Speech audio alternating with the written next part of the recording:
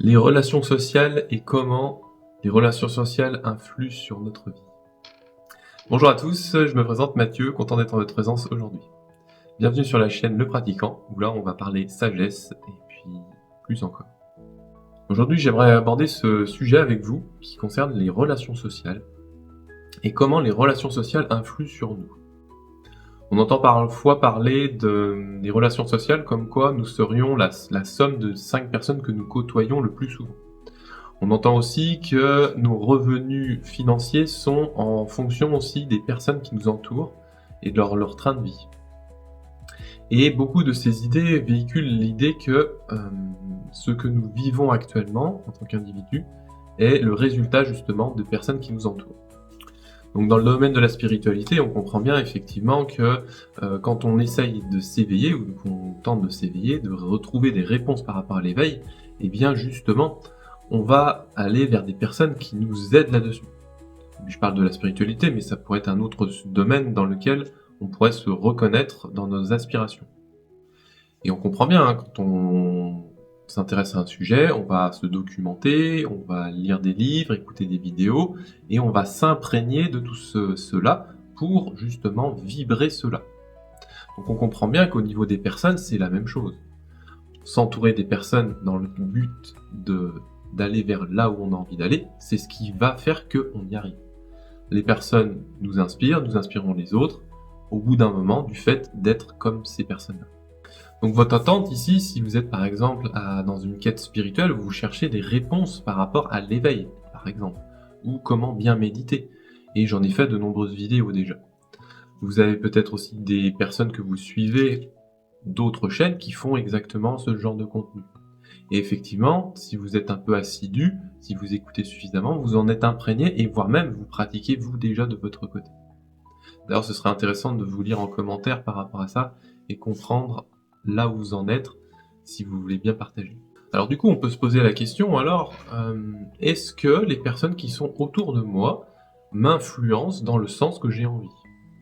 On comprend bien que quand c'est nous qui allons vers ces personnes, on arrive généralement à la réponse, puisque on s'intéresse à des personnes dont on sent que c'est là où on veut aller. Et ça, ok. Maintenant, dans l'autre sens, des personnes qui sont autour de nous, qui gravitent autour de nous et qui sont venues du fait d'être eux peut-être intéressés par nous. Si par exemple vous suivez cette chaîne actuellement, c'est que vous avez peut-être un intérêt à venir me voir.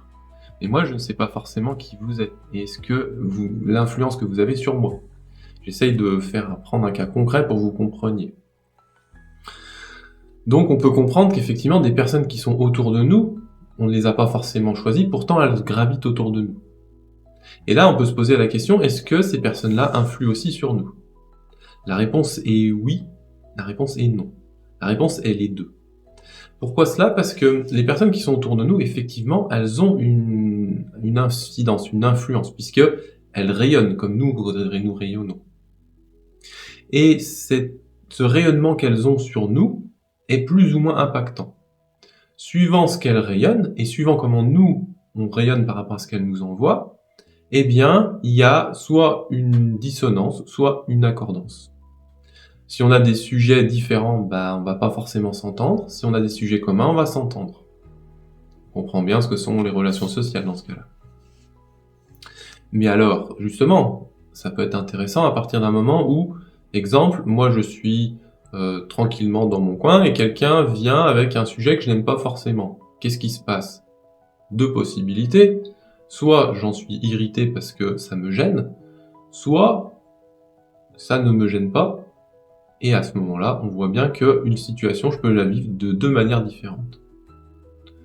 Dans le premier cas, c'est parce que j'en suis irrité, parce que la personne est trop forte par rapport à moi, qui suis en train de subir ce qu'elle me propose. Et dans le deuxième cas, j'ai suffisamment de stabilité dans ma façon de faire que ça a beau être quelque chose que je n'aime pas, ça ne m'influence pas plus que ça.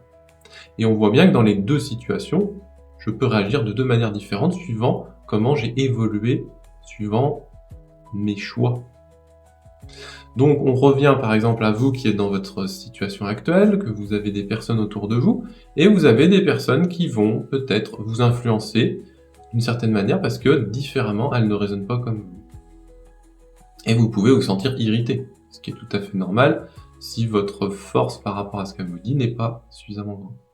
Et pareil, si une personne vient dans votre champ, elle vous propose quelque chose qui n'est pas en accord avec vous, et que vous êtes suffisamment stable dans votre situation, vous l'écoutez, mais vous n'en êtes pas forcément affecté. Et c'est les deux manières que vous pouvez avoir pour réagir à une situation dont vous n'êtes pas sur le même sujet d'intérêt. Donc, on comprend bien cela, maintenant qu'on vient d'avoir l'explication, et j'ai envie de dire heureusement. Maintenant, je vous invite à réfléchir par rapport à cette situation que vous pouvez avoir avec des personnes de votre entourage. Est-ce que vous arrivez suffisamment à être influencé par eux dans le bon sens du terme, c'est-à-dire c'est des personnes qui vous nourrissent et vous nourrissez cette relation, ou alors vous subissez cette relation. Ou alors, peu importe ce qui se passe, vous êtes toujours vous-même.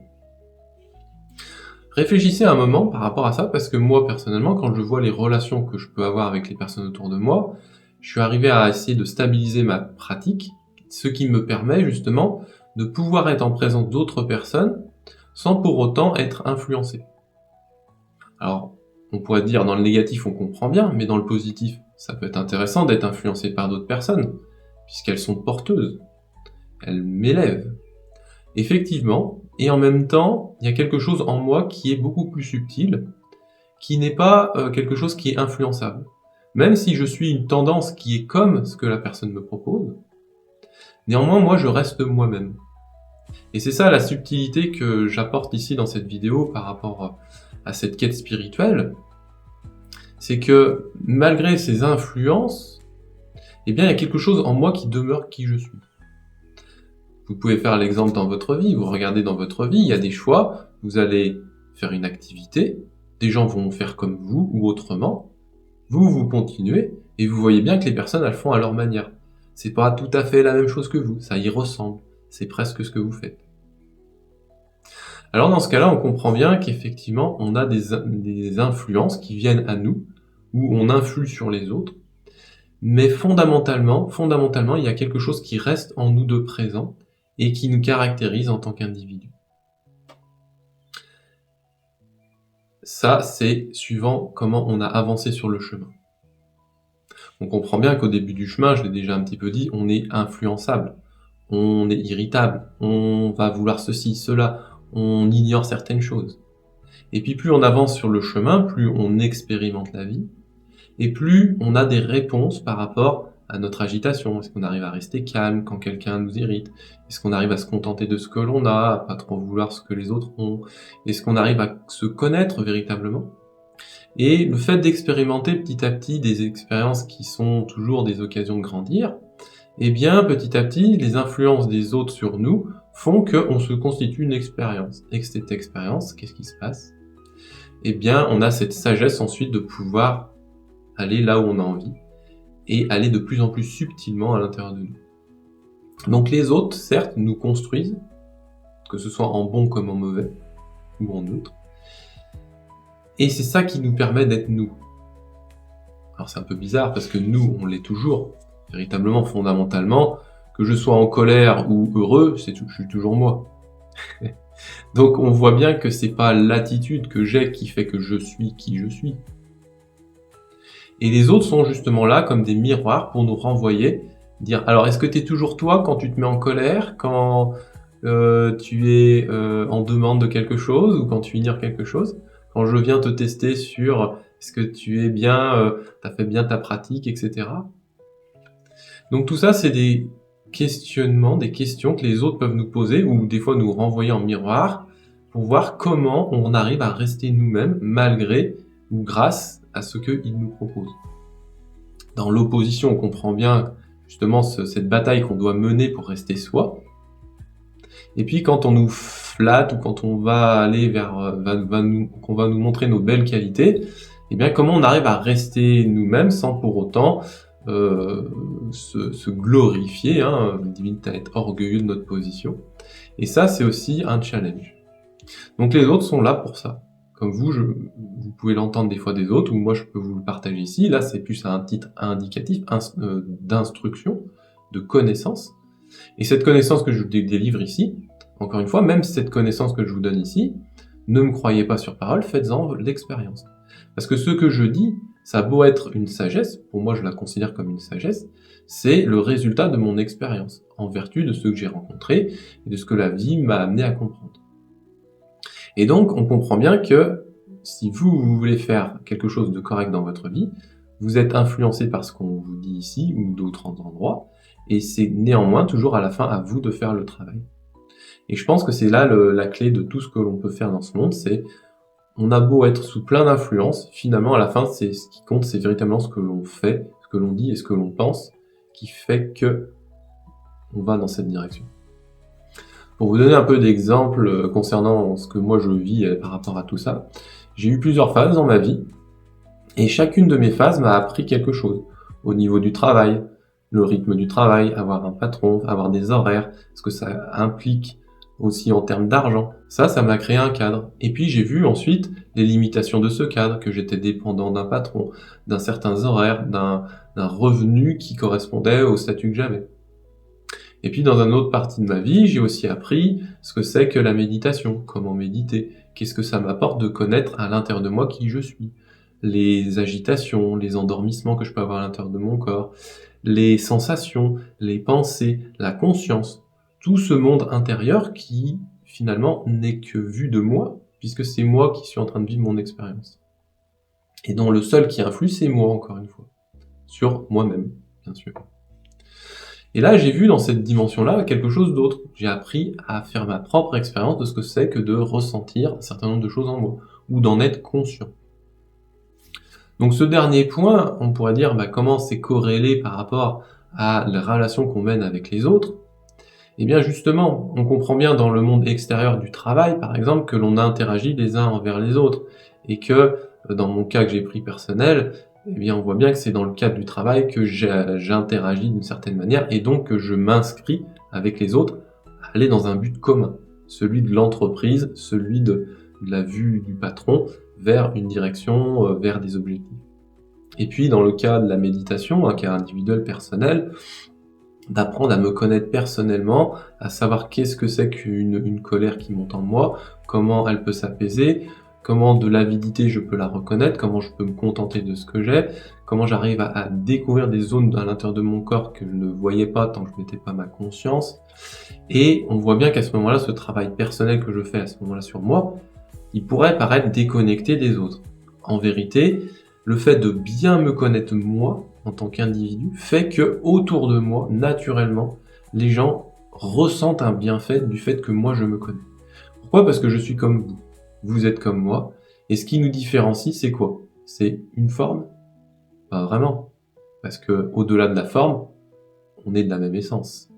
Donc finalement, quand je connais moi qui je suis, c'est-à-dire mon essence qui est à l'intérieur de moi, que je l'observe clairement, que j'en suis conscient, eh bien c'est comme si je connais aussi ce que vous êtes, au-delà de votre apparence. Cette nature véritable, cet être que vous êtes, et qui vibre actuellement sur une fréquence dont moi, du fait d'être aligné à ma fréquence, eh bien, vous l'êtes aussi, grâce au fait que moi j'en suis conscient avec vous.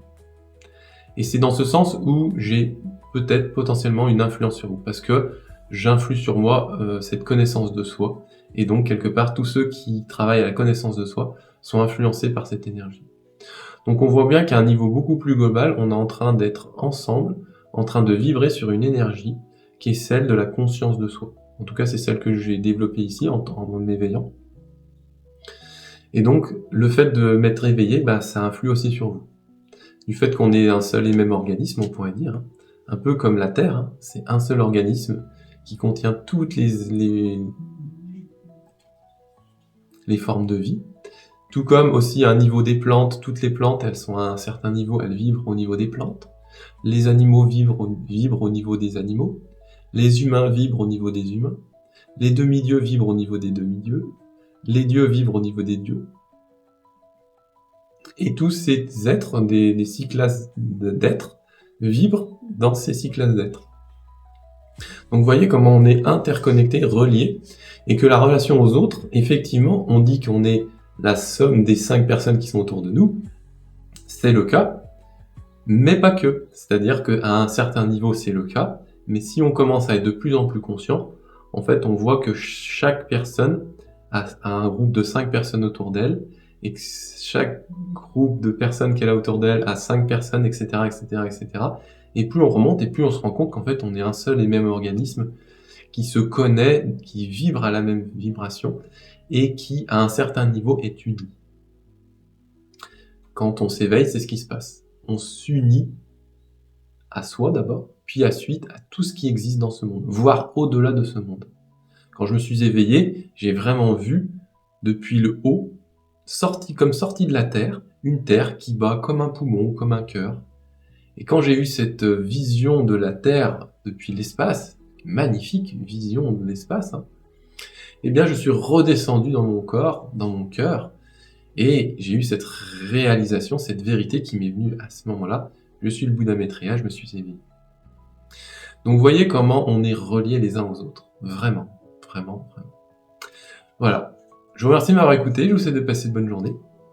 Et puis, n'hésitez pas à pratiquer, méditez, observez-vous, connaissez-vous, apprenez à savoir qui vous êtes, et vibrez à l'intérieur de vous qui vous êtes le plus intimement possible pour justement être en présence de tous ces êtres au plus proche, puisque vous serez au plus proche de vous. Voilà, écoutez, si ça vous intéresse, vous pouvez toujours me contacter, on peut en discuter en commentaire ou en privé. Voilà, belle journée.